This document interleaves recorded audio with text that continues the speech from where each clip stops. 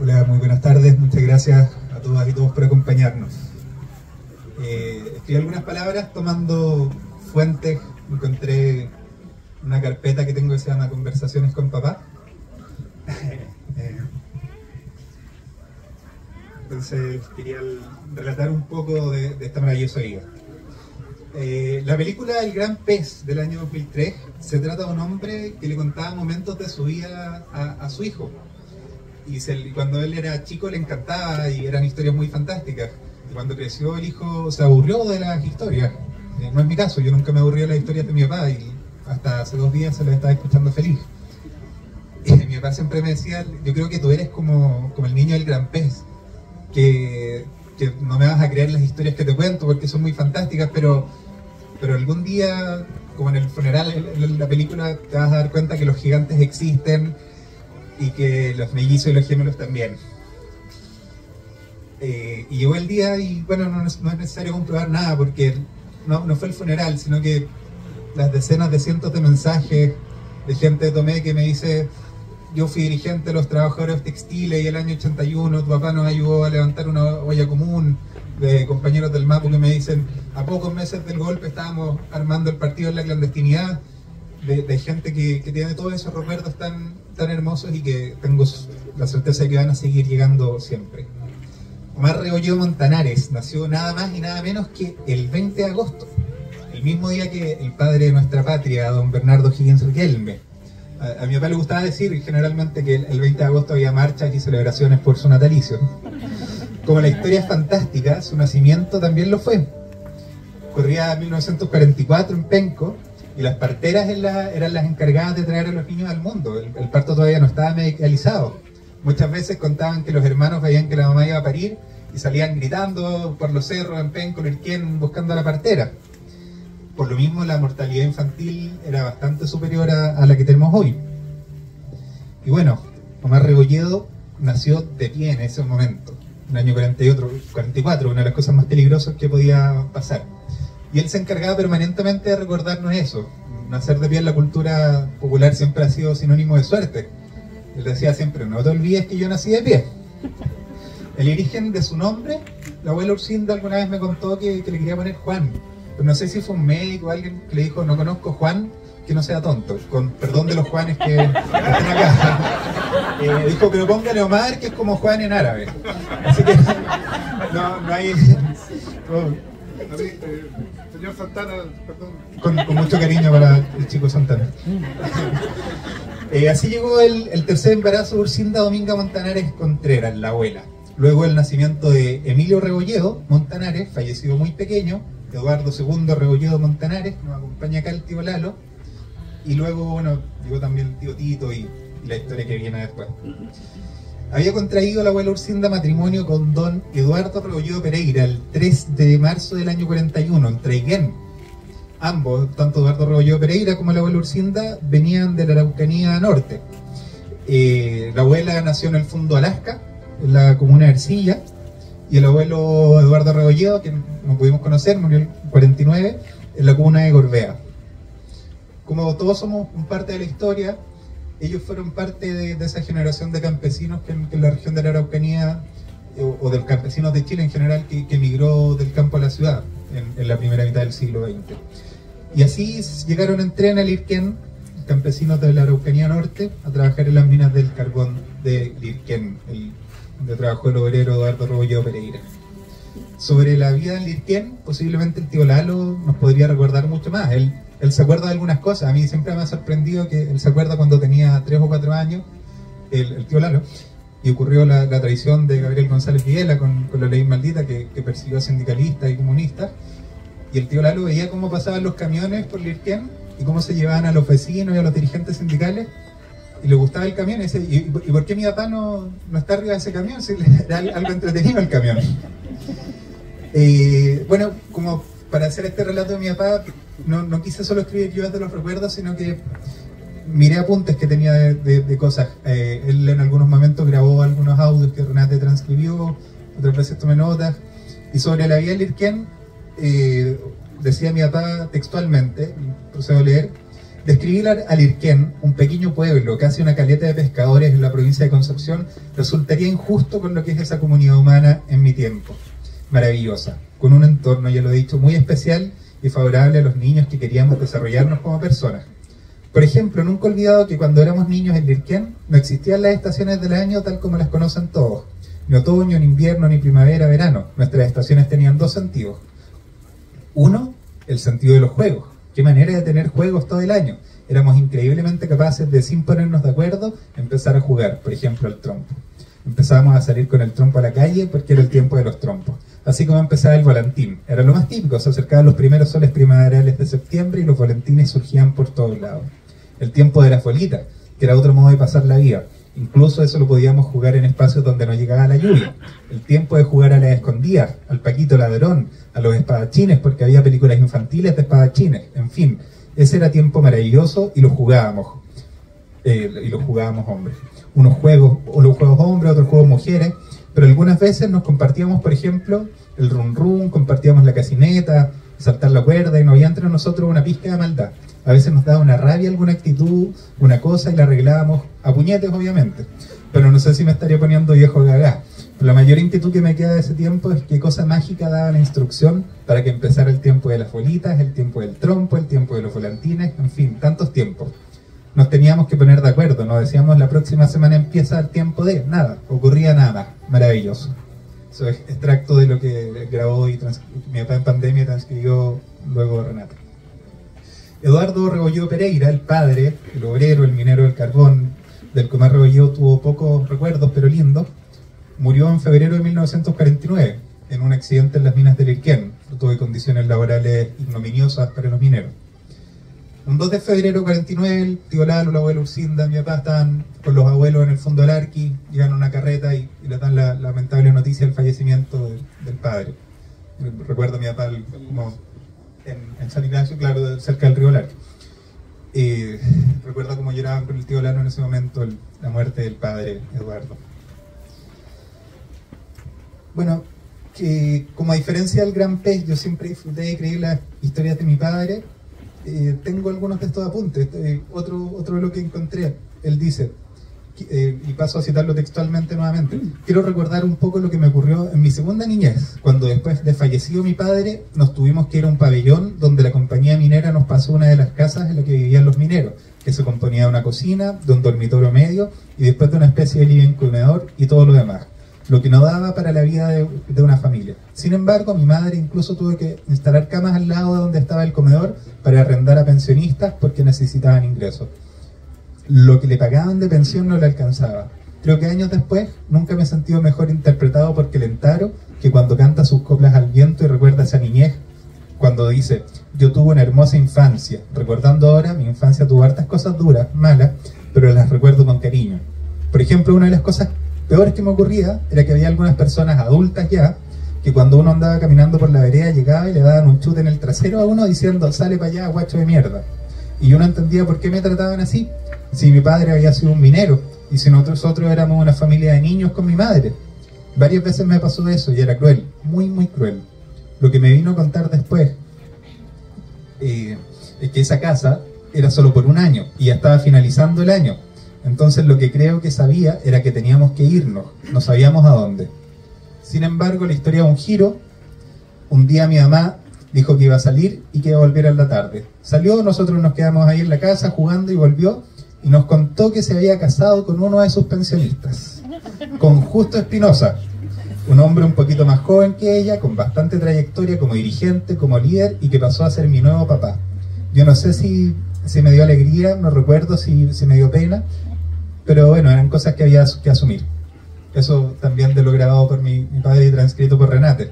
Él siempre recordaba también en el momento en que sintió a Justo Espinosa, Carrancho, como su padre, cuando después de que los niños que lo molestaban y le decían guacho, y Carrancho va y le pega a uno como de 16, y dice: este niño no es guacho porque su papá soy yo. Bueno, después el papá del niño fue a pegarle y era medio para tomar. La historia tiene otros ribetes.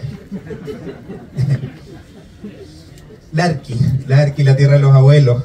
Mi papá la describía como trillas a yegua suelta. Cada familia hacía su trilla, donde llegaban los jóvenes, las niñas, generalmente del anca un caballo con su marido, su novio, de un hermano, en fin. Y cada trilla era una fiesta muy grande, con baile y todo. Yo acompañaba varias de esas trillas. Después de esa infancia lirquena, el niño Mar parte a Calle Larga a estudiar, al Instituto Pascual Baburiza. Y vuelvo a contar esto en sus propias palabras. Cito: en otra oportunidad, cuando ya estábamos terminando la escuela primaria, mi hermano Lalo, aquí presente, a ver, disculpa por lo que voy a contar, había terminado porque de cuarto a sexto lo pasaron inmediatamente por la edad. Por lo tanto se saltó un año, pero ya estábamos en sexto, en septiembre o octubre, y vienen unos señores del Club de Leones a hablarnos de que hay una beca para que un alumno que salga aceptado previo examen que debía dar pueda estudiar en el Instituto Agrícola Pascual Baburiza, que pueda estudiar agricultura. Dice mi padre, yo no tenía idea de qué mierda sería eso, pero levanté la mano al tiro, y mi profesora me aplaudió y me dijo: qué bueno, Omar, el Club de Leones se hacía cargo de todos los gastos que pudiera implicar el estudio allá en los Andes. Se encargaron de llevarme a Concepción, en un hotel, Cecil creo que se llamaba, en la esquina de la Plaza de Armas, donde nos tomaron examen. Venía gente de distintos lugares, éramos un buen grupo, rendimos examen, nos dijeron que el examen se daba en Valparaíso hasta Puerto Montt, hasta Punta Arenas, no sé, de 35 o 45 alumnos por curso. Cuando llega la notificación de que había sacado el tercer lugar nacional y que por lo tanto ya tenía un número de matrícula que correspondía a eso, los que iban egresando dejaban sus números. Yo creo que quedé con el número 35. Los profesores, mis compañeros y el Club de Leones, todos felices. Entonces me compraron una ropita y me mandaron a hacer un vestón. Pero parece que compraron 1 metro de género nomás, porque las mangas me quedaban cortas. El paleto mismo me llegaba hasta la cintura, pero a mí no me importaba. Contaba Omar. Pascual Baburiza, la vida ahí, los amigos, la dirigencia estudiantil, el presidente de los estudiantes agrícolas de Chile. Siempre recordaba a mi papá el momento de huelga en esos años también, en Calle Larga. Sale, empieza a trabajar, sale una oportunidad muy buena de una beca para estudiar en Estados Unidos, y él dice que no, que en Chile se viene la reforma agraria y que él no se iba a perder esa oportunidad. Creo que la reforma agraria es una de las cosas, junto con el MAPU, por eso tenemos ahí la bandera, que más amó mi papá como sentido de vida. Sobre el periodo 67-69, tenía muchos recuerdos, ya un poco más adulto, casado el año 65 con Jenny Sáenz en Lota, la madre de mis hermanos. Bueno, luego del triunfo del 64 el presidente Frei Montalva había mucha esperanza en la sindicalización campesina, en el socialismo comunitario, en la chilenización del cobre, pero Marrolleo y sus compañeros, sus congeneracionales querían ir más allá. Encontré una nota también, un apunte que tomé sobre cuando conversábamos, de que él quiso y admiró tanto a Rodrigo Ambrosio, que mientras en los años 60 él era dirigente de la Juventud Demócrata Cristiana, Rodrigo Ambrosio era el presidente de la Juventud Demócrata Cristiana de la facción rebelde. Tanto así que nuestro hermano Rodrigo se llamó Rodrigo Ambrosio, primer y segundo nombre, o sea, le puso el nombre y el apellido del secretario general de su partido a su hijo, como corresponde. Y él recuerda la anécdota que en pleno año 77, la dictadura, en el registro civil, un oficial le dice: ¿cómo le va a poner ese nombre? ¿Acaso usted no sabe en qué momento estamos? Y padre recuerda que le dijo: ¿pero qué problema hay? Si yo toda mi vida he sido un admirador del Cid Campeador. Yo a Rodrigo Díaz de Vivar lo he admirado siempre. Y discúlpeme, pero Ambrosio O'Higgins, el virrey del Perú, del padre de nuestra patria, usted no me puede negar ese nombre. La persona evidentemente no le creyó nada, según lo recordaba mi papá, pero se la dejó pasar. La reforma agraria, bueno, fue el sentido de la vida, y eso me emociona mucho cada vez que lo veía con los compañeros de la Cora, en una dedicatoria de un libro de la ley de reforma agraria. Parece que era Lizardo Piña, que también ya descansa, que le regalaba una copia de la ley y decía: por esto que ha sido el sentido de nuestra vida. Cada vez que conversábamos sobre eso, de verdad le brillaban los ojos. Él me decía más de una vez: los campesinos son la gente más noble que he conocido en mi vida. Recuerda el tiempo de Cañete, donde conoció a la tía Normita también, que está por ahí, la madrina de Felipe. Y recuerda, y esto no solo recuerda él, esto está en la historia de Chile, en los libros de historia de José Bengoa se cuentan estas anécdotas, la reforma agraria en Cañete fue uno de los primeros momentos de restitución territorial al pueblo mapuche. Y lo hizo Claudio Huepe, Lizardo Piña, Barrio Olledo, con los amigos que estaban, con los compañeros de la reforma agraria. Él me contaba que le dolió mucho una vez en el club social de Cañete escuchar que le entregan la tierra a estos indios flojos y borrachos. Pero sin embargo, con mucho orgullo, él recuerda que a través del cooperativismo y comités de consumo que creó en Cañete, finalmente fueron esos mismos indios los que más aportaron a la economía y la movieron. Por otra parte, y algo que conversamos en la última conversación que tuvimos por teléfono el lunes, él me decía lo importante de la educación popular. Después del golpe de Estado en Brasil el año 64, mucha intelectualidad llegó a Chile, entre ellos el educador popular Paulo Freire. Y Paulo Freire se dedicó en los años 60 a trabajar con la gente de la Cora, de la reforma agraria. Mi padre pudo estar varias veces con él en talleres de educación popular, y él fue hasta el último de esos días un militante de la educación popular. El lunes cuando conversamos, hablábamos de las elecciones, me decía hay que hacer educación, pero no imponer educación en el sentido de sacar de adentro. Y eso lo aprendió directamente de Paulo Freire. En las transcripciones de lo que él mismo contaba, me dijo, porque el tiempo de la reforma agraria le dolía mucho escuchar que la gente decía, ¿qué le van a entregar a los campesinos si no van a saber qué hacer con eso? Pero él siempre tuvo mucha confianza en la sabiduría del pueblo. Me dijo textual, hicimos que los viejos tuvieran cheque, les costó pero se adaptaron, fueron buenos, eran pilas, tuvieron humanidades, tuvieron aritmética. Y así, volviendo al tiempo de la JDC, el periodo 67-69, recuerda también una anécdota que le gustaba mucho contar. En la juventud de la democracia cristiana habían tres sectores: los oficialistas conservadores, liderados por Jaime Rabinet, joven; los rebeldes, liderados por Rodrigo Ambrosio; y los terceristas, liderados por José Miguel Insulza. Y esos vinieron después. Y en la provincia de Arauco, viviendo en Cañete, mi papá en la escuela Pascual Bauriza había aprendido a hacer algunas cosas de scout. Entonces dijo, ¿por qué no hacemos un encuentro scout y nos vamos? Y bueno, el sector de Rabinet le hizo una acusación en el Tribunal de la Juventud por prácticas guerrilleras. Y el presidente de la democracia cristiana en ese momento, Jaime Castillo Velasco, tuvo que viajar a la provincia de Arauco. Y recordaba a mi papá que estando en Cañete se dio cuenta que no tenía ningún sentido la acusación. Entre el 69 y el 71 vivió en La Serena, siempre por la Cora, pero algo que a él no le gustaba recordar mucho es porque ese fue también de Cañete, el 69.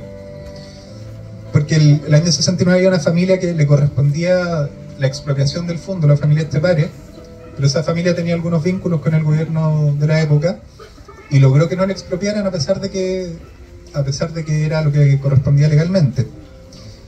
Él en ese momento decidió irse, renunciar. Me contaba que por eso partió a La Serena. Y en La Serena llegó y fue muy feliz. Compartieron con Patricio Manza en el Faro.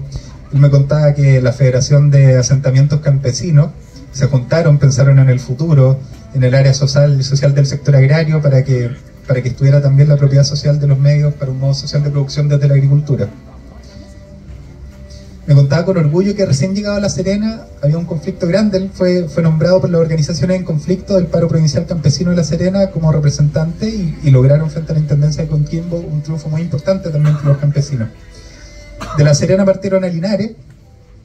Habían algunos problemas en Linares y partió como jefe de desarrollo campesino. Cada vez que hablaba de Linares había una persona que me recordaba, Manuel Oliveres, del Frente Campesino Nuevo Horizonte de Linares. En un momento estaba a punto de irse del Mapu ya en ese momento, y mi papá viajó a Santiago a hablar con la dirigencia porque era por una decisión que había tomado el partido, y logró revertir la decisión. Y él se emocionaba mucho cuando decía este dirigente que le causaba tanta emoción. Lograron revertir la decisión y lograron que ese dirigente se quedara con ellos también. Más adelante llega Yumbel, el mismo lugar en el que termina su vida, en momentos mucho más difíciles para Chile, ¿no? Me contaba que siempre estuvieron en la cuerda floja, pero que él creía que había que generar diálogo. Me dijo textual, pienso en cómo no fuimos capaces de pararle el carro a los que eran más ultrones, y ahora no lo acepto ninguno de ellos. Ellos tenían 5 personas y armaban un cuento, pero no tenían base. Bueno, luego del golpe se presenta a trabajar, convencido como hasta el último día de la legitimidad del gobierno constitucional del doctor Salvador Allende. Y acá lo que él cuenta fue lo que escribió el año pasado en un aniversario del golpe. Dice, textual, en agosto del 73, teniendo 28 años, era jefe de la CORA, SAC e INDAP, Aria Yumbel. Vivía aquí con mi esposa y 3 hijos. El fascismo estaba desatado. El comisario de Carabineros me llamó a su oficina y me preguntó si había notado algo raro a mi alrededor. Le dije que había visto un auto en la noche al llegar a mi casa. Me dio tranquilidad, pero me tenía que informar que Patria y Libertad estaba actuando, tenía una lista de personas que iban a matar y yo la encabezaba. Me pasó unos papeles que lo firmara y quedaba autorizado para portar armas. El SICAR me cuidaba, pero no sería suficiente. Leí el papel y se lo devolví, haciendo quizás la declaración más importante de mi vida. Señor Rivera, le devuelvo estos papeles sin firmar porque yo no soy un asesino. Esa condición se las regalo a ellos y no a mí. Comprendo su convicción y no la comparto, decía él, ya que me obligará a tener más carabineros para cuidarlo. Vino el golpe, me allanaron, me llevaron en la presencia del comisario, quien de inmediato me dijo que tenía orden de matarme. Mi respuesta inimaginable fue, mátame, mátame, ya asesinaron la democracia, asesinaron al presidente, mátame. Peter Negro, como te llamábamos, porque era un iquiqueño muy alto, macizo y moreno, me tomó de los hombros y me zamarrió. Me dijo, pero si yo tampoco soy un asesino, señor Rebolledo, yo solamente quiero salvar su vida. Y en relación a la misma conversación que tuvieron. La vida luego fue dura, los hijos, nació después del matrimonio Felipe, Omar Felipe, Jenny Tatiana, Eduardo Andrés en segundo lugar, 10 años después Rodrigo, en un momento en que dicen entre tanta muerte nosotros demos más vida y nace el 77 Rodrigo. Parte luego su esposa, la madre de mis hermanos, Jenny. Llegan los años 90, también se emparejó mi mamá, gracias a eso hoy puedo estar acá. Pero hay un punto aquí que te voy a poner sobre eso, porque todo lo que he mencionado que tiene mucho que ver con su vida pública no habría sido posible sin un laborioso trabajo de cada una de sus compañeras de vida, que lo quisieron tanto y trabajaron siempre para que él pudiera dedicarse a estar en la cosa pública, o para que pudiera siempre invitar a la familia, a los amigos, a los compañeros de la casa, como le encantaba. Así que al momento de despedir a mi padre, quiero dar muchas gracias a Jenny Sáez, con quien contrajo matrimonio en 1965, hasta el fallecimiento de Jenny en 1990. Quiero dar muchas gracias también a María Teresa Escobar, mi madre, que en los años 90 cumplió ese rol y estuvo con mi padre.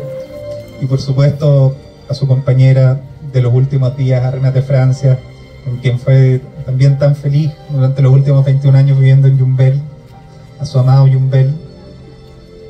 Y bueno, Renate, tú siempre vas a seguir sabiendo, y no queda ninguna duda, que aquí está tu familia, y lo va a seguir siendo hasta el último de nuestros días y de los tuyos. Y esta reseña estuvo centrada principalmente en lo que considero el legado de mi padre en la historia de Chile, en la historia reciente, y quise hablar en su propia voz usando estas grabaciones y estas notas.